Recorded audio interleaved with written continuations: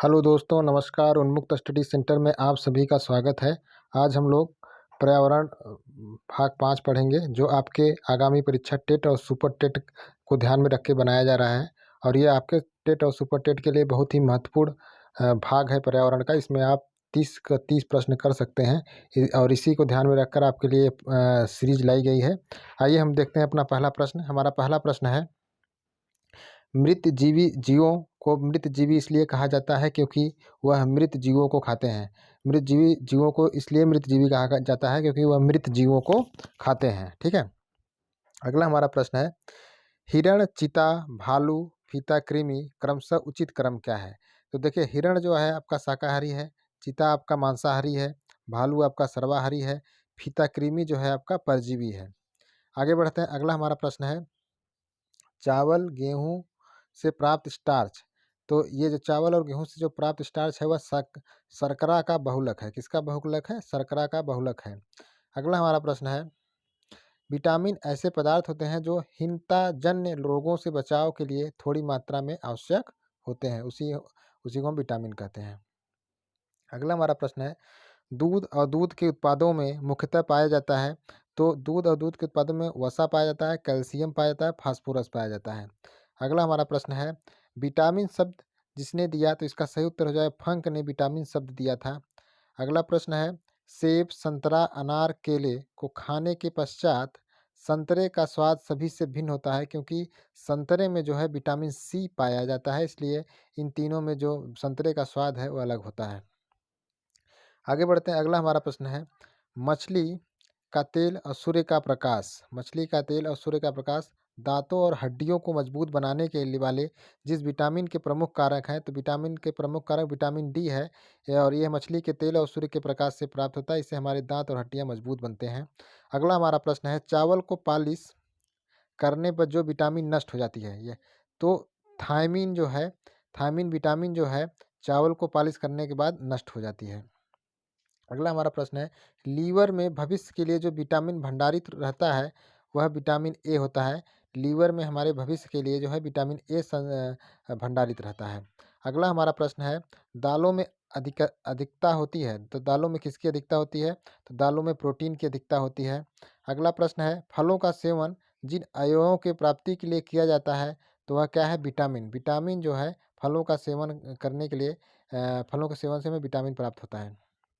अगला हमारा प्रश्न है, संतुलित आहार में प्रोटीन युक्त पदार्थों का होना आवश्यक है क्योंकि ये शारीरिक अवयवों के निर्माण में सहायक होते हैं।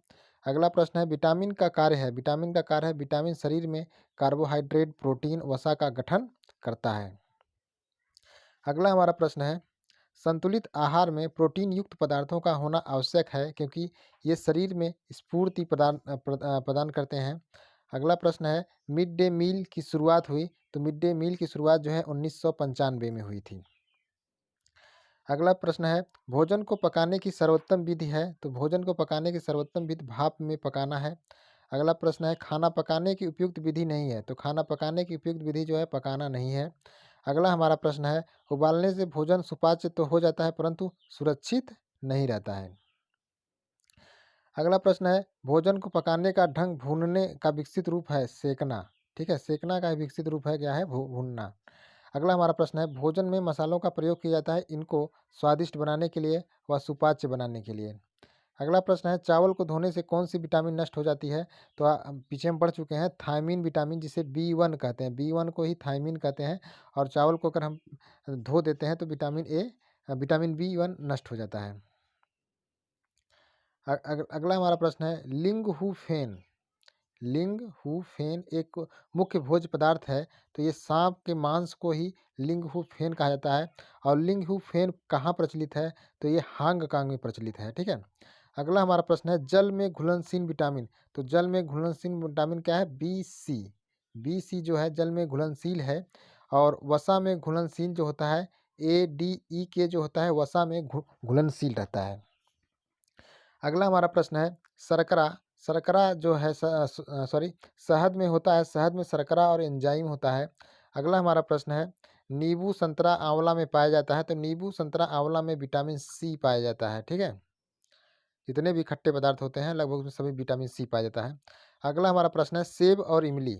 सेब और इमली में पाया जाता है मौलिक और टार्टरिक अम्ल। देखिए, सेब में आपका मौलिक अम्ल पाया जाता है और इमली में आपका टार्टरिक अम्ल पाया जाता है। अगला हमारा प्रश्न है बेरी-बेरी होता है, बेरी-बेरी विटामिन बी की कमी से होता है। अगला प्रश्न है जंतु वसा जिसमें पाया जाता है, जंतु वसा जो है दूध, पनीर, अंडा, मछली में पाया जाता है। आगे बढ़ते हैं, अगला प्रश्न है वनस्पति वसा जिसमें पाया जाता है, तो वनस्पति वसा जिसमें पाया जाता है बादाम, मूंगफली, नारियल, सरसों, तिल। ठीक है। आगे बढ़ते हैं, अगला प्रश्न है इस विटामिन का रासायनिक नाम साइनोकोबालामीन है। साइनोकोबालामीन विटामिन बी 12 को कहा जाता है। इसका रासायनिक नाम जो है विटामिन बी 12 का रासायनिक नाम साइनोकोबालामीन है। ठीक है। अगला हमारा प्रश्न है जिन बीमारियों के लिए डीपीटी का टीका दिया जाता है, तो काली खांसी और डिप्थीरिया और टिटनेस के लिए जो है डीपीटी का टीका दिया जाता है। अस्थमा बीमारी है, अस्थमा सांस की बीमारी है। अगला हमारा प्रश्न है सूखा रोग किसकी कमी से होने वाला प्रमुख रोग है, तो कार्बोहाइड्रेट और प्रोटीन की कमी से जो है सूखा रोग हो जाता है। अगला हमारा प्रश्न है इस बीमारी की दवाई सिनकोना नामक पेड़ की छाल से बनती है। इस बीमारी को दूर करने के लिए तालाबों जलाशयों में मछली पाली जाती है। यह बीमारी है मलेरिया। मलेरिया जो है सिनकोना नामक पेड़ की छाल से इसकी दवा बनती है मलेरिया की। अगला प्रश्न है वह रोग मधुमक्खियों के द्वारा फैलता है। इस रोग में पतले दस्त होते हैं, खून भी आता है, तो यह रोग है पेचिश रोग। ठीक है। अगला प्रश्न है एक व्यक्ति दंत चिकित्सक से अपने दांतों में दर्द निवारण के लिए सुझाव मांगता है, तो जो चिकित्सक व्यक्ति को जिस प्रकार फल खाने का सुझाव देगा, खट्टे और गूदेदार फल आदि गाँव में। तो देखिए यहाँ थोड़ा सा टाइपिंग मिस्टेक हो गया है। तो ये खट्टे और गूदेदार फल खाने के लिए जो चिकित्सक उनको राय देगा, अगर किसी के दांतों में दर्द का निवारण अगर करना है, तो खट्टे और गूदेदार फल, ठीक है, जिसमें विटामिन सी पाया जाता है। एक प्रश्न ये है, अगला एक प्रश्न है यदि गांव में किसी महिला के गले में ग्रंथि में असाधारण रूप से वृद्धि हो जाती है, तो उस महिला में जिस तत्व की कमी होती है, तो आयोडीन की कमी के कारण गला जो है घेगा रोग जिसे हम कहते हैं हो जाता है। आगे बढ़ते हैं, अगला हमारा प्रश्न है अगर किसी भोजन में कार्बोहाइड्रेट और वसा की अधिकता होगी, तो उसका हो सकता है तो मोटापा हो सकता है। अगर कार्बोहाइड्रेट और वसा अधिक लेंगे तो मोटापा हो सकता है। जीवाणु जनित रोग है, अगला प्रश्न है जीवाणु जनित रोग है, तो जीवाणु जनित जो रोग है बैक्टीरिया रोग है, तो कोढ़, निमोनिया और तपेदिक जो है टीबी, ये जीवाणु जनित रोग है। अगला हमारा प्रश्न है वसी पदार्थों के अधिक सेवन से दिल की बीमारी होने की संभावना बढ़ जाती है, क्योंकि इसमें कोलेस्ट्रॉल होता है। ठीक है। अगला प्रश्न है वसा की कमी से होने वाला रोग मुख्य लक्षण है, तो वसा की कमी से होने वाला रोग का प्रमुख लक्षण है जो है हार्मोनिक असंतुलन हो जाता है, अगर वसा की कमी होगी आपके शरीर में। अगला हमारा प्रश्न है दूध से प्राप्त प्रोटीन बहुत सारी इकाइयों से मिलकर बना होता है, ये इकाइयाँ कहलाती हैं अमीनो अम्ल। अमीनो अम्ल जो है, ठीक है, प्रोटीन की बहुत सारी इकाइयों से जो मिलकर बनता है उसे हम अमीनो अम्ल कहते हैं। अगला प्रश्न है जो रोग विटामिन कमी से नहीं होता है, उसे हैजा कहते हैं। हैजा जो है विटामिन की कमी से नहीं होता है। अगला हमारा प्रश्न है किसी व्यक्ति के मसूड़ों में खून आता है, उसके मांसपेशियां और जोड़ों में दर्द हो जाता है, उसको डॉक्टर रसीले खट्टे फल अमरूद, आंवला आदि खाने की सलाह देता है। यह व्यक्ति जिस बीमारी से ग्रसित होगा वह स्कर्वी रोग से ग्रसित होगा। अगर आपको स्कर्वी रोग है, तो विटामिन सी का सेवन करने की सलाह दी जाती है। अगला हमारा प्रश्न है एक मनुष्य को भोजन में केवल दूध, अंडे और रोटी दिया जाता है, तो समांतर रोगी होगा, वह स्कर्वी रोग का रोगी होगा। पेट में भोजन को पचाने के लिए जिसकी सर्वाधिक आवश्यकता होती है, तो खनिज की ज़्यादा आवश्यकता होती है। अगला हमारा प्रश्न है मानव शरीर में पाचन का अधिकांश भाग जिस अंग में संपन्न होता है, तो अमाशय मानव शरीर का जो अधिकांश भाग जो है पाचन का जो अधिकांश भाग होगा वह अमाशय में संपन्न होगा। अगला हमारा प्रश्न है शकरकंद से कैसे खाया जाता है, तो शकरकंद को भून कर उबाल कर खाया जाता है। अगला हमारा प्रश्न है हमारे भोजन में पोषक तत्व होने चाहिए, तो हमारे भोजन में 6 पोषक तत्व होने चाहिए। कितने? 6 पोषक तत्व होने चाहिए। अगला हमारा प्रश्न है मनुष्य के शरीर के लिए ऊर्जा का प्रमुख स्रोत है, मनुष्य के शरीर के लिए ऊर्जा का प्रमुख स्रोत है कार्बोहाइड्रेट है। अगला प्रश्न है को किस शरीर वर्धक भोजन कहा जाता है, किसे? तो किसको शरीर का वर्धक भोजन कहा जाता है, तो प्रोटीन को शरीर का वर्धक भोजन कहा जाता है। के लोग मछली और चावल का भोजन करते हैं, तो तटीय क्षेत्र के लोग जो है मछली और चावल का प्रयोग करते हैं। अगला जो प्रश्न है राज्य में टैपियोका खाया जाता है, तो किस राज्य में? केरल राज्य में टैपियोका खाया जाता है। अगला हमारा प्रश्न है, उत्तर प्रदेश का प्रसिद्ध व्यंजन है, उत्तर प्रदेश का प्रसिद्ध व्यंजन भूड़े की खीर है। अगला हमारा प्रश्न है, पालिया होता है, तो पालिया जो होता है दूषित जल और भोजन से होता है, पोलियो होगा, ठीक है। अगला हमारा प्रश्न है, वह रोग मधुमक्खियों के द्वारा फैलता है, इस रोग में पतले दस्त होते हैं, खून भी आता है, यह रोग है पेचिश।